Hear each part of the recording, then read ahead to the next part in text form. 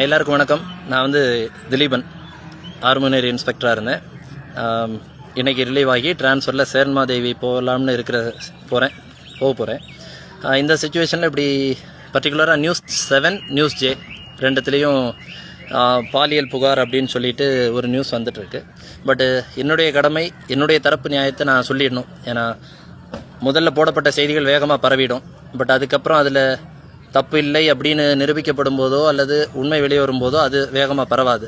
So என்னுடைய நிலைப்பாடை நான் சொல்கிறதுக்காக தான் என்னுடைய இன்ஸ்டாகிராம் எடுத்திருக்கிறேன். ஸோ அதிகாரிகள் யாரும் வருத்தப்பட வேண்டாம். ஸோ இப்போது பாலியல் புகார் வன்கொடுமை அப்படின்றத விட பாலியல் புகார்னு சொல்லியிருக்கிறாங்க. பர்டிகுலராக என்னுடைய ஸ்டேஷனில் ஒரு 6-7 பொம்பளை பிள்ளைங்க இருக்கிறாங்க. நல்லா வேலை பார்க்கக்கூடியவங்க மட்டும்தான் இருக்கிறாங்க.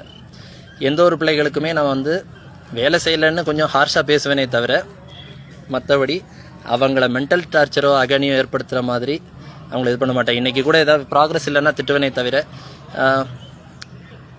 மறுநாளே வந்து சரி ஒன்றும் இல்லை பாப்பா பார்த்துக்கலாம் அப்படி பேசக்கூடிய டைப். என் பிள்ளைங்கன்னு சொல்லி தான் பேசுவேன். இது என்னுடைய ரோல் காலில் என்னுடைய ஸ்டேஷனில் இருக்கக்கூடிய 66 போலீஸை கேட்டாலும் தெரியும். நான் ஒவ்வொரு பொம்பளை பிள்ளைங்களும் என் பிள்ளைங்கன்னு சொல்லுவேன். என்னை விட வயசு அதிகமாக இருக்கிற பொம்பளை போலீஸே அது என் பிள்ளை அப்படின்னு தான் நான் சொல்லுவேன்.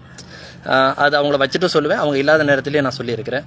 ஸோ இந்த மாதிரி ஒரு புகார் என் மேலே வந்திருக்காது அப்படின்றத நான் 100% நம்புகிறேன். என் ஸ்டேஷனில் இருக்கக்கூடிய பிள்ளைகள் என் மேலே அப்படி ஒரு புகாரை கொடுத்துருக்க வாய்ப்பில்லை. அப்படி கொடுத்துருந்தாலும் தமிழ்நாடு காவல்துறையில் CUG நம்பரில் எனக்கு தெரிஞ்சு வாட்ஸ்அப் வச்சுட்ருக்கிறது ஒரு சிலரில் நானும் ஒருத்தன். என்னுடைய மொபைல் என்னுடைய அதிகாரிகள் எப்போ கேட்கும்போது நான் கொடுக்கறதுக்கு தயாராக இருக்கிறேன்.